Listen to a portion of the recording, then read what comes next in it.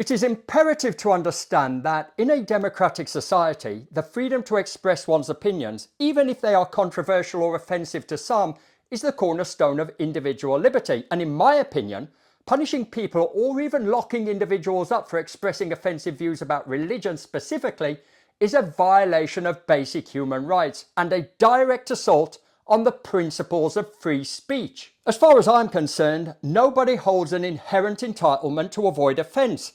The experience of feeling offended lies with the person who perceives the offence rather than the one who is accused of causing it.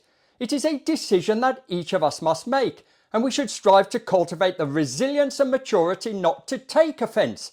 Why the hell would we give someone the power to offend us if we simply have the choice not to be offended? By criminalising offensive speech about religion, authorities risk setting a dangerous precedent that could have far-reaching implications for the freedom of expression. And specifically, when the government assumes the role of ultimate arbiter of speech, and I mean, what could possibly go wrong with that?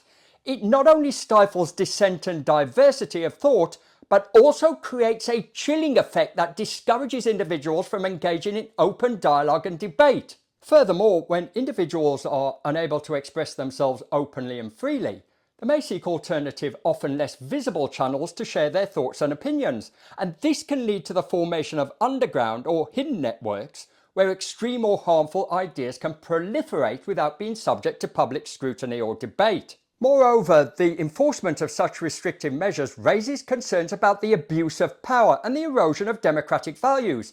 Allowing the state to dictate what can and cannot be said about religion empowers religious institutions and those in authority to control public discourse and suppress dissenting voices, which in turn undermines the principles of democracy and pluralism. In a society that values freedom of speech and individual autonomy, and that's a key point here, it is essential to uphold the right to express diverse opinions, even if those opinions are offensive or controversial. And yes, to be clear, we have a responsibility to be careful with our words, but that should be a moral and civic responsibility, not a legal obligation.